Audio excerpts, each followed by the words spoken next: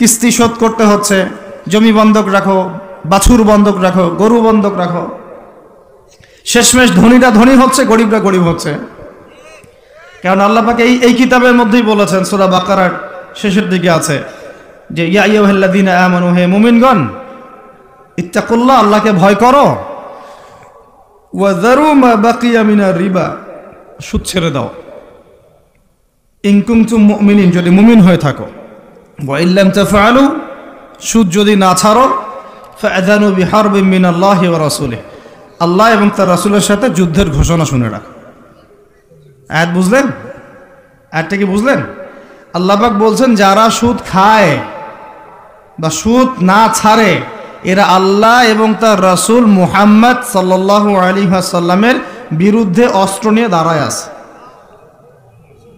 তো আপনার আমার কল্যাণ হবে না ভাই? দুনিয়ায় পরকালে কল্যাণ হবে না? আমরা হাউজে কাউসারের পানি তো পাবো ইনশাআল্লাহ, আমরা কবরের উত্তর তো দিতে পারবো ইনশাআল্লাহ। আমাদের জন্য নবী সাল্লাল্লাহু আলাইহি ওয়াসাল্লাম সুপারিশ তো করবেন ইনশাআল্লাহ, সুপারিশ তো নবীজি করবেন, এটা ঠিক আছে, এটা তো ঠিক আছে। কিন্তু কোরআনে যে আল্লাহ পাক বললেন যে সুদ যদি তোমরা না ছাড়ো তাহলে জেনে রেখো তোমরা আল্লাহ এবং তার রাসূলের বিরুদ্ধে যুদ্ধ করতেছো। তো এখন এইটা আমরা কিভাবে আল্লাহ পাককে বুঝ দিব? দুনিয়াতে না বুঝ দিলাম, দুনিয়াতে হয়তো কারো ক্ষমতা আছে, জবানটা বন্ধ করে দিল, এই কথা বলতে পারবেন না, চুপ একদম, সম্ভব কিনা? দুনিয়াতে হয়তো সুদের মহাজন যারা একত্রিত হয়ে দেখা গেল যে একে তো সরাইতে হবে রাস্তা থেকে, এ তো মারাত্মক কথা বলতেছে, সরায় না হয় দিল, হতেও তো পারে, ইতিহাসে হয় নাই এমন। তারপরে কারো হয়তো দুনিয়াবি স্বার্থ আছে, বুঝাচ্ছে আমার বউ আছে, বাচ্চা আছে, চাকরি বাকরি কেমনে ছাড়ি ইত্যাদি। তো সব না হয় বুঝলাম, আল্লাহ পাকের সামনে আপনি এখন কি বুঝটা দিবেন? রাসূলের সামনে দাঁড়ায় কি বুঝটা দিবেন? দিতে হবে কি না জবাবটা? আজ হোক আর কাল হোক দিতে হবে কি না? পরকালে যেতে হবে তো নাকি? তো তাই যদি হয়, এটা যদি আমাদের ফাইনাল ডেস্টিনেশন হয়, চূড়ান্ত গন্তব্য হয়, তাহলে কোন ব্যক্তি বুদ্ধিমান, যে দুনিয়াতে সংশোধিত হয় সে, নাকি পরকালে যে ব্যক্তি অপেক্ষায় বসে থাকে সে? এখন এই সংশোধনের দিকে যদি আমরা দাওয়াত দেই, আমরা কি মৌলবাদী হয়ে যাব? সমাজের শত্রু হয়ে যাব? দেশ ও জাতির শত্রু হয়ে যাব? সুদী কারবার ছাড়া অর্থনৈতিক বিষয় কি চালানো সম্ভব না? হ্যাঁ, যখন এই সুদী ব্যাংকিং সিস্টেম ওয়ার্ল্ড ব্যাংকেরটা তো 1995-এর দিকে আসছে, তারও আগে ছিল ওই যে ব্রিটেনের দি ব্যাংক অফ ব্রিটেন, যেটা প্রথমে ছিল, প্রথমের দিকে আর কি। ও সারা বিশ্বকে শাসন করতো এক সময়, তার আগে করেছে জার্মানি, তারপরেও আসছে ও। এই পশ্চিমাদের দৌরত্ব ফরাসি বিপ্লবের পরে, তো ওয়ার্ল্ড ব্যাংক আসছে 1995-এর দিকে, 45-এর পরে। এর আগে মুসলমানরা বিশ্ব শাসন করে নাই, চার খলিফা করেন নাই, উমাইয়ারা, আব্বাসীয়রা, ফাতেমেরা, মোগলরা, তুর্কিরা, ওসমানীয়রা, তারা কি বিশ্ব শাসন করে নাই? তো তখন কি সুদ দিয়ে পুরো বিশ্বের অর্থনীতি পরিচালিত হয়েছে? বিকল্প কোনো ব্যবস্থা কি কোরআন এবং হাদিসে নাই? তো যদি সেটা থাকে, আর আমরা যদি এটাকে পাশ কাটায় যাই, গিয়ে পশ্চিমাদের এই অর্থনীতি যদি আমরা গ্রহণ করি, সেভাবে জীবনযাপন করতে থাকি, তো আল্লাহর সামনে কি ভাই আমাদেরকে দাঁড়াতে হবে না? আল্লাহ পাক আমাদের সবাইকে যেন কথাগুলো মন দিয়ে বোঝার তৌফিক দান করেন। এখন যদি পুরো সিস্টেমটা আমরা চেঞ্জ করতে না পারি, ওই ক্ষমতা আমাদের নাই মনে করেন, ব্যক্তি জীবন থেকে সুদ দূর করা যাবে না? আমাকে কি রাষ্ট্র প্রশাসন একদম সুদ না খাইলে অ্যারেস্ট করে নিয়ে যাবে? আমি যদি বলি আমি সুদ খাবো না, সুদ ভিত্তিক ব্যাংকিং সিস্টেমে আমি ডিলিংস করব না, অ্যাকাউন্ট থাকতে পারে আপনার, কিন্তু আপনি ডিলিংস করতেছেন না, ঠিক আছে? সুদের টাকা যদি আসেও ওটা আপনি ছেড়ে নিচ্ছেন না, এবং সুদী এনজিও কারবার এগুলোর সাথে আপনি যুক্ত হচ্ছেন না, তো আপনাকে কি অ্যারেস্ট করে নিয়ে যাওয়া হবে জেলখানায়? কেন খাচ্ছিস না বলেন, নিয়ে যাওয়া হবে? এখনো ওই রকম দুঃসাহস দেখানোর মতো লোক বাংলাদেশে আসে নাই যে আপনি সুদ না খাইলে আপনাকে জোর করে ধরে নিয়ে যাবে। আচ্ছা, এরকম কেউ কখনো করবে না তারা এই কাজটা ইনশাআল্লাহ। আর যদি করে তাহলে তো আল্লাহর গজব নেমে আসবে। তো এখন তাহলে সুদ খাচ্ছে কে? আপনি আমি নিজেই। কে খাচ্ছে তাহলে? আমরা নিজেরাই খাচ্ছি।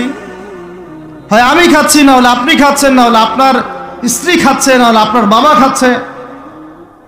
অতএব সুদের মধ্য দিয়ে আমরা আল্লাহ এবং তার রাসূলের সাথে সরাসরি যুদ্ধ করতেছি। বদরের যুদ্ধে কি আবু জেহেলরা পরাজিত হয় নাই? উহুদের যুদ্ধে, খন্দকের যুদ্ধে, মুতা, ইয়ারমুকে, এই শতাব্দীর পর শতাব্দী আল্লাহ এবং তার রাসূলের বিরুদ্ধে যারা দাঁড়াইছে তারা কি কখনো টিকতে পারছে? আজকে পশ্চিমারা সারা বিশ্বকে এভাবে সুদখোর বানিয়ে দিয়েছে। আর প্রত্যেকটা মুসলিম কান্ট্রি এর খপ্পরে পড়ে গেছে, বের হতে পারতেছে না। বের হওয়ার জন্য শুধু একটা জিনিস দরকার, একটা জিনিস, সেটা হচ্ছে আল্লাহ এবং তার রাসূলের প্রতি পরিপূর্ণ বিশ্বাস, ঈমান। এইটা আমাদের অর্জন হয় নাই, এটাই সত্য কথা। অর্জন যদি হতো তাহলে আমরা বিকল্প চিন্তা করতে পারতাম। যদি আফগানিস্তান আগামী 10 বছর এভাবেই অর্থনীতি চালাতে পারে, এখন তাদের যে অবস্থা, আগামী 10 বছর যদি আর নতুন করে যুদ্ধ বিগ্রহ না হয় এবং তারা যদি এভাবেই আরো 10 বছর তাদের ডাবল কারেন্সির অর্থনীতি চালাতে পারে, সুদহীন জাকাত ভিত্তিক ইসলামিক, আমাদের বিশ্বাস আগামী 10 বছরে দেখবেন তারা মার্কিন ডলারের উপরে আধিপত্য বিস্তার করেছে ইনশাআল্লাহ। ইনশাআল্লাহ। আমি ইকোনমিক্স নিয়ে পড়াশোনা করেছি ভাই, এমনি এমনি কথা বলতেছি না। অনলাইনে যারা আপনাদেরকে এইসব তালগোল মার্কা কথাবার্তা বুঝায়, যে কাগজের টাকা নিয়ে উল্টাপাল্টা কথা বলছে, ইলেকট্রনিক মানি নিয়ে উল্টাপাল্টা কথা বলতেছে, বিটকয়েন ক্রিপ্টোকারেন্সি নিয়ে কথা বলতেছে উল্টাপাল্টা, ভাই এগুলো আমরা জেনে বুঝে কথা বলতেছি, জেনে বুঝে পড়াশোনা করে এগুলোর উপর আমরা থিসিস করেছি ইউনিভার্সিটিতে, এগুলোর উপরেই। এমনি এমনি কথা বলতেছি না যে পেপার মানি আপনার পকেটে, আমার পকেটে যেটা আছে আপনার পকেটেও সেটাই আছে, এর ভিতরেও সুদ আছে। ইলেকট্রনিক মানি যেগুলো আমরা ইউজ করতেছি এগুলোর ভিতরেও সুদ আছে, অল্প হোক আর বেশি হোক। এর সামনে আসবে বিটকয়েন, ওইটার মধ্যে সুদের ভিতর উপর সুদ, তার উপর আসতেছে একটা সিস্টেম যেটা অলরেডি কয়েকটা কান্ট্রিতে অ্যাপ্লাই হয়ে গেছে, চায়নায়, উত্তর কোরিয়া, দক্ষিণ কোরিয়া ইত্যাদি কান্ট্রিতে। এটা হলো ক্যাশলেস সোসাইটি, মানে কোনো ক্যাশই থাকবে না সোসাইটির মধ্যে, ডিজিট থাকবে, খালি ডিজিট। মানে আপনি বলতে পারবেন না যে আমার 1 লক্ষ টাকা আছে। যদি বলি 1 লক্ষ টাকা আছে, টাকাটা আমার হাতে দেন দেখি, আপনি হাতে দিতে পারবেন না, দেওয়ার মতো কিছু নাই। ওইটা আপনার ডিজিটে থাকবে, নাম্বারে, ফিগারে, 1 লাখ, এটা ফিগার। ইতিহাসে এমন কোনো কারেন্সি আসে নাই যেটা ধরাও যায় না, ছোঁয়াও যায় না, পকেটেও রাখা যায় না। এটা আসতেছে সামনে। যারা বুঝে না এগুলা, আমরা আক্রমণাত্মক কথা বলতে চাচ্ছি না, আল্লাহ পাক তাদেরকে হেদায়েত দান করুন। যারা বুঝে না তারা মনে করতে পারে এগুলো হচ্ছে ভবিষ্যৎবাণী, আদতে এইগুলা বর্তমান বিশ্বে চলতেছে, আমাদের সে সম্পর্কে জ্ঞান নাই। আমরা অনেকেই ক্যাশলেস সোসাইটি প্রতিষ্ঠার চেষ্টা করতেছি, এটার মধ্যে যতটুকু কল্যাণ আছে না তার চেয়ে বেশি অকল্যাণ আছে। যখন আমরা একটা জিনিস চালু হয়ে যায় তখন সবাই কিন্তু প্রতিবাদ করি না, যখন চালু হয়ে যায় তারপরে ওরা যখন ইসলাম বিরোধী এজেন্ডা বাস্তবায়ন করে তখন আমাদের টনক নড়ে। এক্সাম্পল দেই একটা, তাহলে বুঝবেন।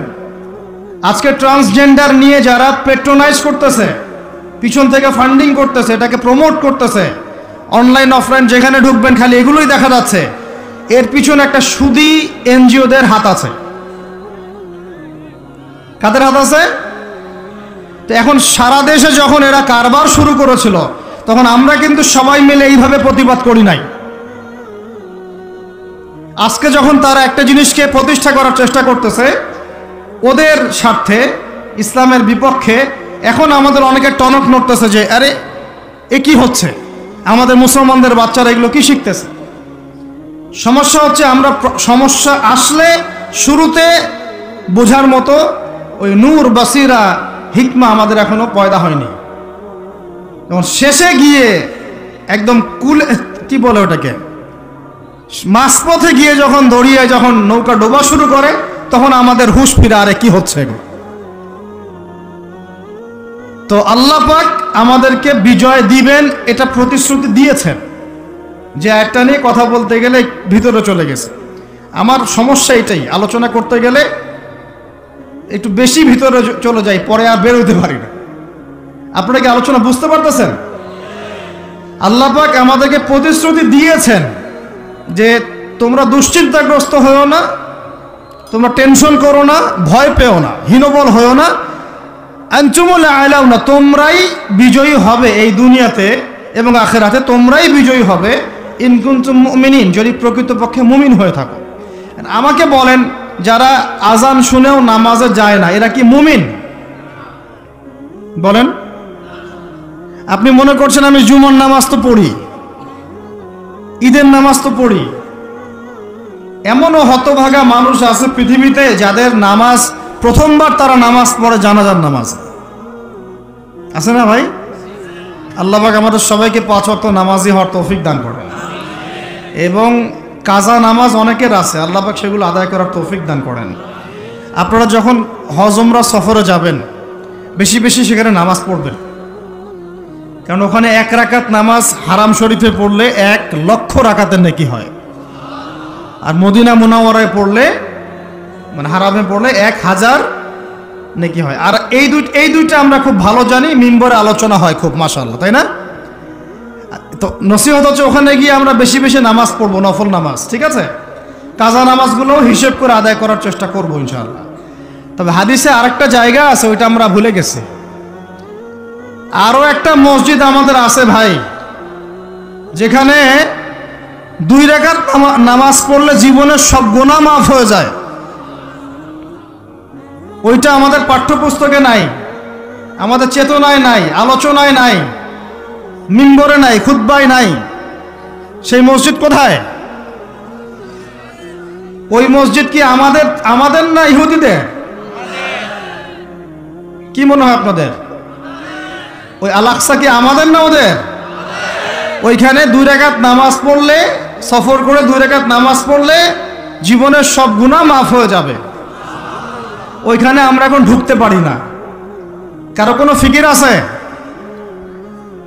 ইয়াংদেরকে বলতেছি ভাই, লেকচারগুলো আমাদের বেশিরভাগই ইয়াংদের জন্য। যে এই যে সেলফি, এই শোডাউন, একজন বক্তাকে আপনি দেখতে চান, ইসলামী সেলিব্রিটিজম, এগুলো যে চালু করেছি আমরা, এইগুলো দিয়ে দিন আল্লাহর জমিনে কায়েম হবে না। এগুলো ভালোবাসা মহব্বতের নিদর্শন না। সত্যি সত্যি যদি আমাদেরকে আপনারা মহব্বত করে থাকেন, এমনভাবে নিজেকে গড়েন যাতে বাইতুল মুকাদ্দাস জয় করতে পারেন। ওই দিন বুঝবো যে আপনারা আমাদেরকে মহব্বত করেন, আমাদের কথা শুনেন, মানেন, বুঝেন। এমন একটা জামা আমাদেরকে করতে হবে যার একজন নেতা থাকবে, একটা নেতা, একদম সামি'না ওয়া আতা'না, শুনলাম মানলাম, এমন নেতা। এত ইখতিলাফ, এত বিভক্তি চলবে না। মানে বিভক্তি, ইখতিলাফ থাকতে পারে মাসলা মাসাইলের ব্যাপারে, ফিকহি ব্যাপারে, কিন্তু এই এত দলীয় বিভক্তি থাকা যাবে না। এক টেবিলে আলেমদেরকে বসতেই হবে। আলেমরা যদি এক টেবিলে না বসে ঐক্যের দৃষ্টান্ত স্থাপন না করতে পারে, জনগণ ঐক্যবদ্ধ হতে পারবে না।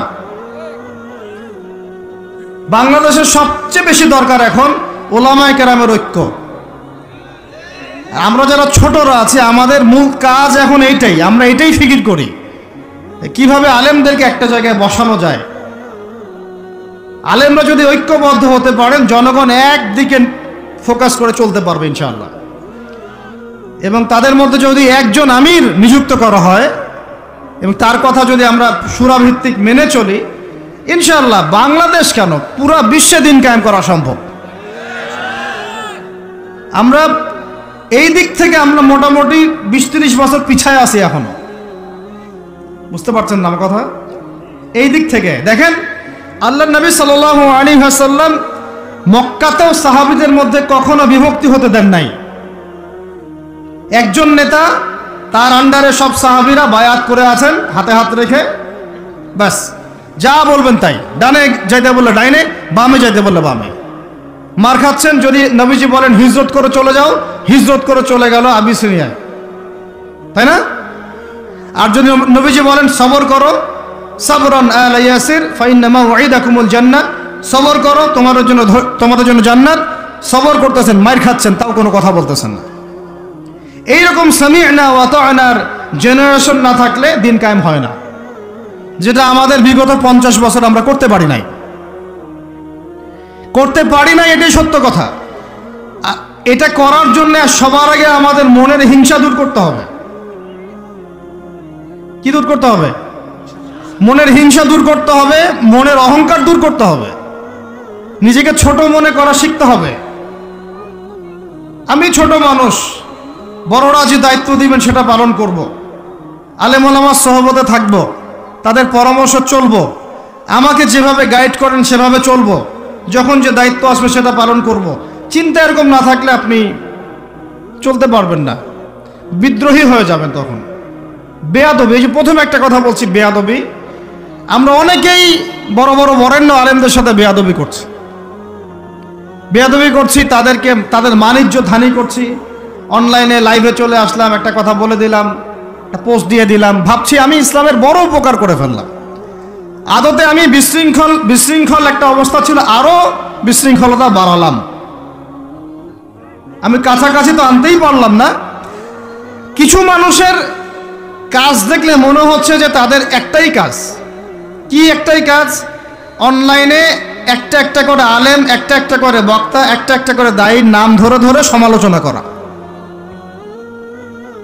এটা করে আপনি দিনের কি উপকারটা করতেছেন? এই কাজগুলো করে আপনি দিনের কোন জায়গায় খেদমতটা করতেছেন বলেন? এতে করে মানুষের দিন সম্পর্কে, সেই আলেম সম্পর্কে, সেই বক্তা সম্পর্কে, সেই ওস্তাদ সম্পর্কে, সেই ইসলামী দল সম্পর্কে কি ভালো ধারণা সৃষ্টি হচ্ছে না খারাপ? আমরা যদি প্রশ্ন করি যে আপনি নিজের চেহারাটা একটু আয়নায় দেখেন না, আপনার ভিতরে কি কোনো দোষ নাই? আপনি কি এই উম্মার নেতৃত্ব দেওয়ার যোগ্যতা অর্জন করেছেন? কতগুলো কিতাব পড়েছেন? কি ডিগ্রি অর্জন করেছেন? কতটুকু সার্টিফিকেট অর্জন করেছেন? কতটুকু তাজকিয়া অর্জন করেছেন? কতটুকু আপনি নূর অর্জন করতে পারলেন? কতটুকু বাসিরা আছে আপনার? কয়টা মসজিদ করেছেন? কয়টা মাদ্রাসা করেছেন? কয়টা ইসলামিক সংগঠন করলেন? কয়টা কিতাব লিখলেন? কয়টা লেকচার দিলেন? আপনি নিজে কি করলেন দিনের জন্য? এই চিন্তাটা করা দরকার নাই যে আমি নিজে কি করলাম দিনের জন্য? ও কি করলো, ওর কি খেদমত, ওর কি দোষ, ওর কি ত্রুটি, এইগুলোর চর্চা আমরা ব্যস্ত হয়ে আছি এখন। এই একটা কারণে আমাদের ওলামায়ে কেরামদের মধ্যে ঐক্য হচ্ছে না দুর্ভাগ্যজনকভাবে। কারণ আমরা একটা শ্রেণী আলেমদের ইজ্জত ধোয়ার পিছনে লেগে গেছি। আর একজন আলেম না, এটা ভুল করছে ভাই, আলেম মানুষ তো, কেন বেয়াদবি করতে হবে আপনাকে? কেন আপনাকে একটা সেশন করতে হবে? কেন একটা এটা করতে হবে, সেইটা করতে হবে? চুপ করে থাকেন। আপনি পারলে তার সাথে আপনি পার্সোনালি দেখা করেন, তার কাছে যান, তার কথার পিছনের কারণটা খুঁজে বের করার চেষ্টা করেন। ইসলামের খেদমত এগুলো হচ্ছে না, তো ওইদিকে যেতে যাচ্ছি না। একটা রিকোয়েস্ট করবো আপনাদেরকে যে আমরা সবাই একটা দায়িত্ব কাঁধে নেই, যে এই উম্মতকে বিজয়ী করার জন্য আমারও কিছু দায়িত্ব আছে। আপনার দায়িত্ব নেই ভাই? আপনি আয়নার সামনে আজকে রাত্রে দাঁড়ায় অনেস্টলি সততার সাথে দাঁড়াবেন, দাঁড়ায় আপনার চেহারা আয়নায় দেখবেন, দেখে চিন্তা করবেন যে আসলে আমি আজ পর্যন্ত এই উম্মাকে কি দিয়েছি। বলেন তো কি বললাম ভাই? আয়নার সামনে দাঁড়ায় কি বলবেন? আমি আদনান, আমি আব্দুর রহমান, আমি আব্দুর রহিম, আমি অমুক, আমি তমুক, আমি ইসলামকে, উম্মাকে, আল্লাহকে, রাসূলকে কি দিয়েছি এই পর্যন্ত। যদি আপনার মনের মধ্যে সততা থাকে, জবাব ওই আয়নার তসবির আপনাকে দিয়ে দিবে। একটা উর্দু শের আছে যে চেহারে তো अक्सर धोखा देती है, सच तो आईना बोलती है। মানে চেহারা তো বেশিরভাগ সময় ধোকা দেয় মানুষকে, সত্য কথা বলে আয়নার প্রতিবিম্ব। তো আল্লাহর ওয়াস্তে নিজের আত্মসমালোচনা করি, আমরা উম্মাকে কি দিলাম এটার ফিকির করি। এখন যদি উত্তর আসে যে আমি অনেক দিয়েছি উম্মাকে, আমি একদম কামেল হয়ে গেছি, তাহলে বুঝবেন আপনার মধ্যে ইবলিসের চরিত্র আসছে। ইবলিসই বলতে পারে যে আমি সবার চেয়ে শ্রেষ্ঠ। ওই যে বলে নাই, আনা খায়রুম মিনহু, আমি আদমের চেয়ে শ্রেষ্ঠ। খলাকতানি মিন নার, আমাকে আগুন দিয়ে সৃষ্টি করেছেন। খলাকতাহু মিন তিন, তাকে মাটি দিয়ে সৃষ্টি করেছেন। এই কেবার যদি চলে আসে বুঝবেন আপনি ধ্বংস হয়ে গেছে। ফেরাউন বলেছিল আনা রব্বুকুমুল আ'লা, আমি তোমাদের মহান রব। নাউযুবিল্লাহ। আর একজন আল্লাহর বান্দা খালি বলবে আল্লাহুম্মা ইজআলনি ফি আইনি সগীরা ওয়াজআলনি ফি আ'য়ুনিন নাসি কাবীরা। আল্লাহ তুমি আমাকে নিজের চোখে ছোট বানায় দাও আর অন্য মানুষের চোখে আমাকে বড় বানায় দাও। আমিন। তো আত্মসমালোচনা করতে হবে কিনা ভাই? এখন যদি আমার উত্তর আসে যে না আমি তো আসলে ভাই কিছু করতে পারি নাই, এই টুকটাক কিছু লেকচার দিয়েছি এতটুকুই, এখনো আমি উম্মাহকে ঐক্যবদ্ধ করতে পারি নাই, উলামায়ে কেরামকে এক জায়গায় আনতে পারি নাই, আমি এখনো কোনো ইসলামিক বড় কোনো অ্যাসোসিয়েশন ফর্ম করতে পারলাম না, এখন পর্যন্ত আমি 100টা কিতাব লিখতে পারি নাই, এখনো আমি ইফতা দেওয়ার মতো বা মুফতি হওয়ার মতো যোগ্যতা অর্জন করিনি, এখনো আমার কোরআনের কত জ্ঞান শেখা বাকি, কত। আল্লাহ পাক কি বলছেন তাহলে? আল্লাহ পাক আয়াতের শেষে উত্তর দিচ্ছেন ওয়া মান ইয়াতাওয়াল্লাহু মিনকুম ফাইন্নাহু মিনহুম, তোমাদের মধ্যে কেউ যদি ইহুদি নাসারাদের সাথে, জায়নিস্টদের সাথে জোট গঠন করো, ওদেরকে বন্ধুরূপে গ্রহণ করো, তাহলে তোমরা তাদের অন্তর্ভুক্ত হয়ে যাবে, আমাদের কেউ থাকবে না। এর মানে তারা কি হবে? ইন্নাল্লাহা লা ইয়াহদিল কওমাজ জালিমিন, আল্লাহ পাক এই জালেমদেরকে হেদায়েত দেন না, তার মানে তারা হবে জালেম। কি হবে? আল্লাহ পাক শব্দ ইউজ করেছেন কি? জালেম। অতএব যদি কেউ জায়নিস্টদেরকে মিত্ররূপে, বন্ধুরূপে গ্রহণ করে, সে ব্যক্তি হোক, সমাজ হোক, সরকার হোক, রাষ্ট্র হোক, সে জালেম হয়ে যাবে। কি হবে ভাই? সে কি কাফের হবে? উত্তর না। কাফের হবে? কি হয়ে যাবে? জালেম। ইন্নাল্লাহা লা ইয়াহদিল কওমাজ জালিমিন, আল্লাহ পাক জালেমদেরকে হেদায়েত দেন না। এই জন্যই তো মদের বার ওপেন করতেছেন, এখন কনসার্ট করতেছেন, হ্যালোইন করতেছেন, এইটা করতেছেন, ওইটা করতেছেন। কেন? আল্লাহ পাক নারাজ হয়েছেন। আল্লাহ পাক কি হয়েছেন? নারাজ হয়েছেন আল্লাহ পাক। এখান থেকে ফিরে না আসলে আল্লাহ পাক ধরবেন। তো এখান থেকে আপনি বুঝতে পারছেন যে পুরো বৈশ্বিক প্রেক্ষাপটে আমাদের অবস্থাটা কি। আরো একটা আয়াত আছে, এটা সূরা বাকারা, এটা আরো মারাত্মক। এটা আল্লাহ পাক তার নবীকে বলছেন যে ওয়ালান তারদা, ভালো করে শোনেন যুবকরা, আল্লাহ পাক বলছেন ওয়ালান তারদা। আপনারা হয়তো অনেকে গ্রামার জানেন না, যারা মাদ্রাসা ব্যাকগ্রাউন্ডের তারা জানেন, বুঝবেন। এখানে এমন একটা কথা বলা হচ্ছে যে কখনোই তারা সন্তুষ্ট হবে না। ওয়ালান তারদা আনকাল ইয়াহুদা, নাকি ইয়াহুদ, কি ওয়ালান তারদা আনকাল, ওয়ালান তারদা আনকাল ইয়াহুদ ওয়ালান নাসারা হাত্তা তাত্তাবিআ মিল্লাতাহুম। কি কঠিন কথা, কি স্পষ্ট কথা। আমরা কি আল্লাহ পাককে তাফসীর শিখাইতে যাব? আমরা কি আল্লাহ পাককে তাউইল শিখাইতে যাব? আমরা কি আল্লাহকে ব্যাখ্যা শিখাইতে যাব? আল্লাহর কালামের স্পষ্ট কথার কোনো ব্যাখ্যার দরকার নাই। এটা তো আয়াতুল মুহকামাত, এটা তো মুতাশাবিহাত আয়াত নয়। আল্লাহ পাক বলছেন ওয়ালান তারদা, কোশ্চিন কালেও সন্তুষ্ট হবে না, আনকা, হে নবী তোমার উপরে। কারা সন্তুষ্ট হবে না? আল ইয়াহুদু ওয়ালান নাসারা, ইহুদি এবং নাসারারা, এরা কোশ্চিন কালেও তোমার উপরে হে নবী সন্তুষ্ট হবে না। হাত্তা তাত্তাবিআ মিল্লাতাহুম, যতক্ষণ না তুমি ওদের মিল্লাত, ওদের ধর্ম গ্রহণ করছো। আর কিছু বলতে হবে ভাই? হ্যাঁ, আপনি যদি এখন ওদের সব, ওদের শিক্ষা, ওদের সংস্কৃতি, ওদের রাজনীতি, ওদের বিশ্ব রাজনীতি, ওদের কূটনীতি, ওদের মানে যা যা আছে, ওদের যা কিছু আছে, দর্শন, এগুলোর সামনে আত্মসমর্পণ করেন, বলেন হ্যাঁ এগুলো খুব ভালো, আমরা এগুলো মেনে নিচ্ছি, হ্যাঁ তোমরা আমার দোস্ত বন্ধু, ওরা আপনার কোনো ক্ষতি করবে না। কোনো ক্ষতি করবে না।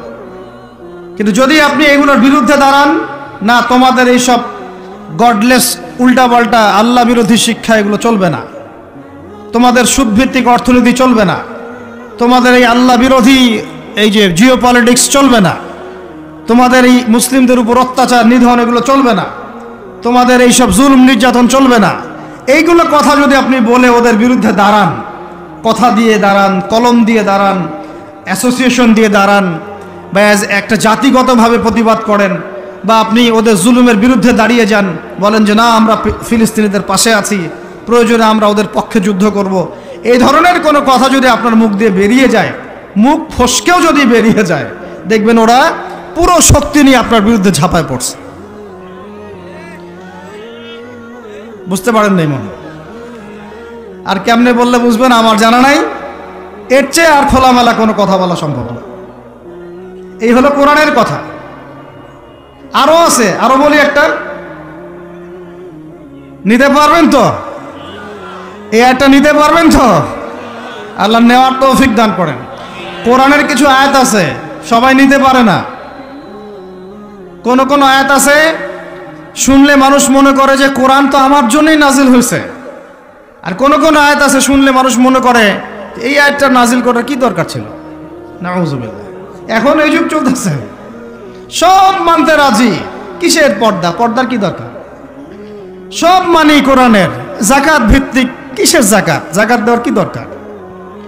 সব মানি, চোরের আবার হাত কাটতে হবে কেন? মানবতা বিরোধী কাজ। সব মানি কোরআনের, ব্যভিচার করলে রজম কেন করতে হবে? এটা তো বর্বর মধ্যযুগীয় আইন।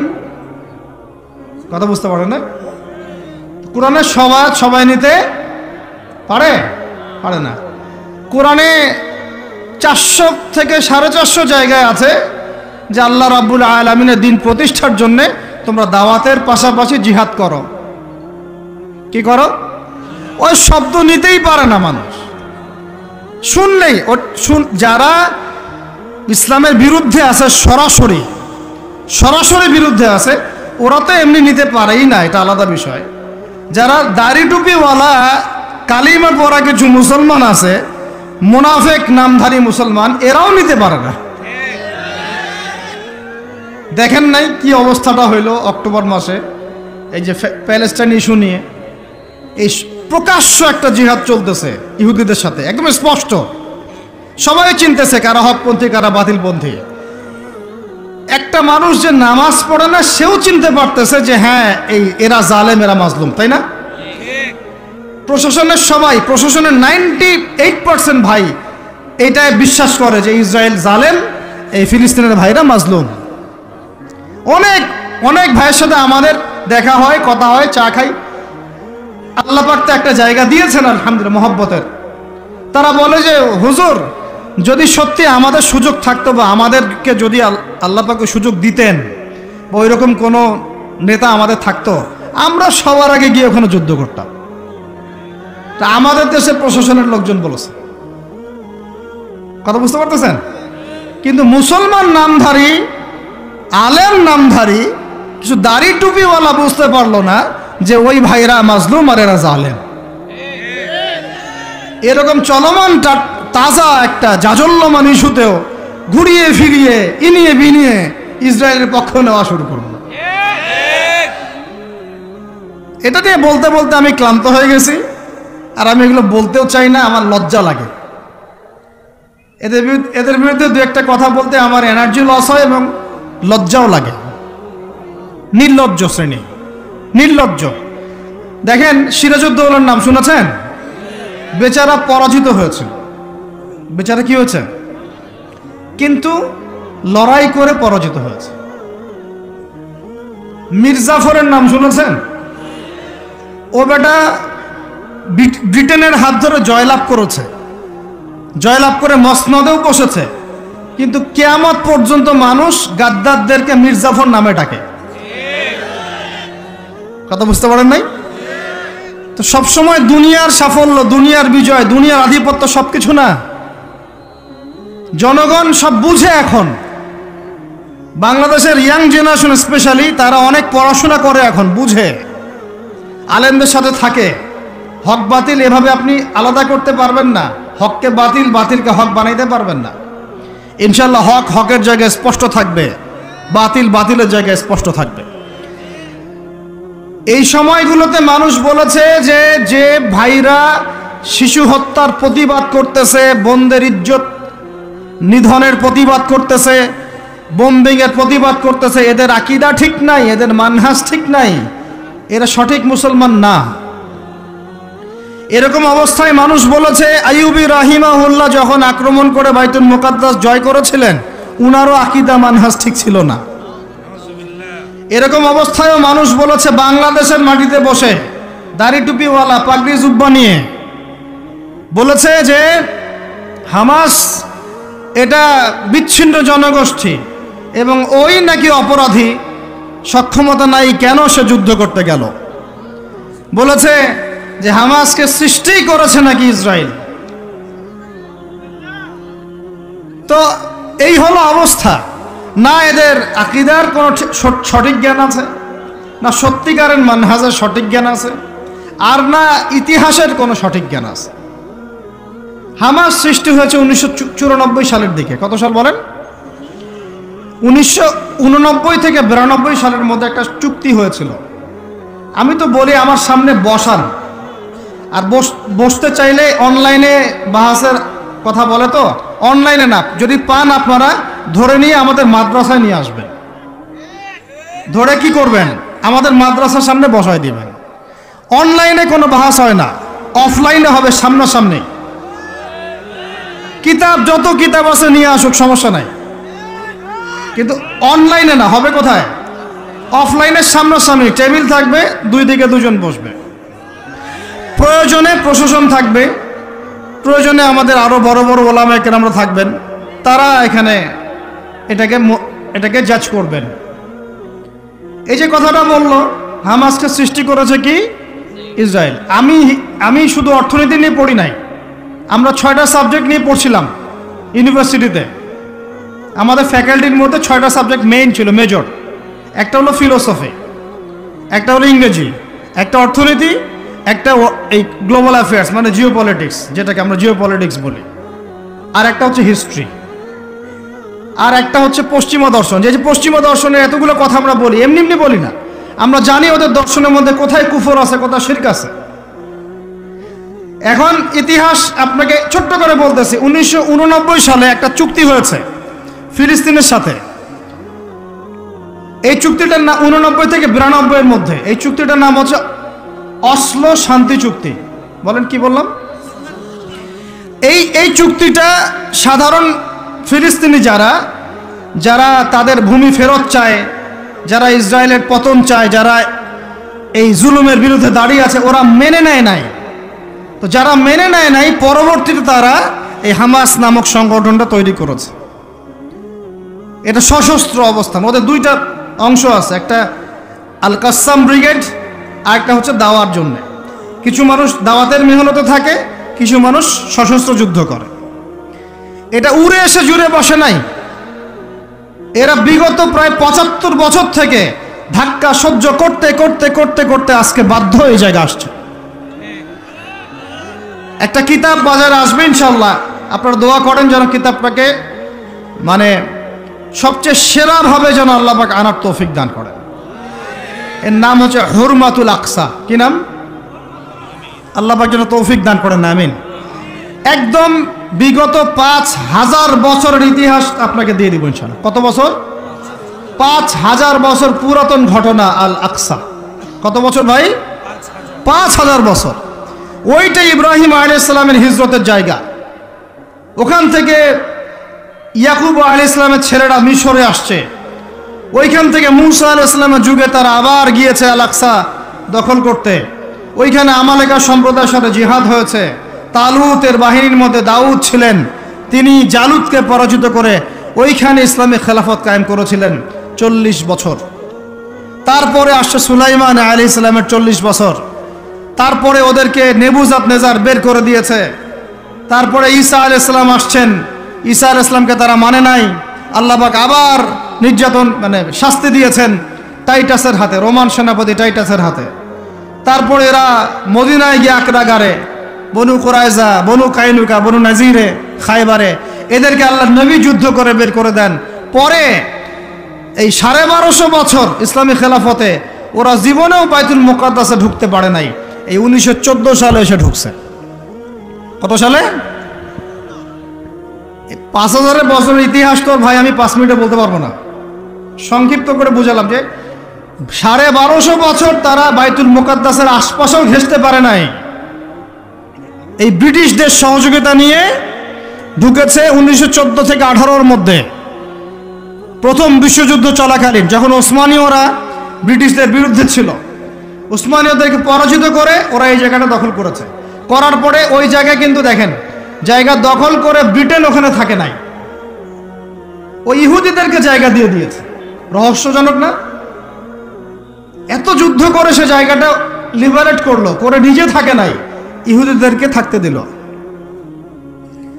এই যে বলেছি বা'দুহুম আউলিয়াউ বা'দ, এরা একে অপরের বন্ধু, এরা একে অপরের কি বন্ধু। যে বন্ধুত্ব দেখলেন, প্রথম বন্ধুত্ব, জায়গা দিয়ে দিল। তারপরে 1914 থেকে 45 সাল পর্যন্ত ব্রিটিশরা এদেরকে পেলে পুষে বড় করলো, অর্থ দিয়ে, সামরিক যান দিয়ে, মিলিটারি সহযোগিতা দিয়ে, ব্যাংকিং সিস্টেম দিয়ে, যা পারছে সব দিয়ে দিয়েছে, যা পারছে সব দিয়েছে। দেওয়ার পরে ওকে বড় করেছে। তারপরে দ্বিতীয় বিশ্বযুদ্ধ হলো, ওই সময় রুলিং স্টেট চেঞ্জ হয়ে গেল, ব্রিটেনের জায়গায় চলে আসলো আমেরিকা। এবার আমেরিকা এসে ব্রিটেন তাদেরকে যে সহযোগিতাটা করত তার চেয়ে 1000 গুণ বেশি সহযোগিতা করা শুরু করলো।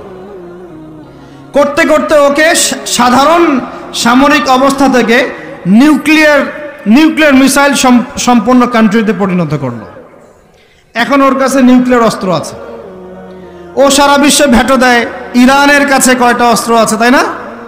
ইরান পারমাণবিক কর্মকাণ্ড চালাচ্ছে নাকি, ওই দেশ করছে নাকি, সেই দেশ করছে নাকি, ও কিন্তু জীবনে বলে না যে তার কাছে কয়টা পারমাণবিক অস্ত্র আছে।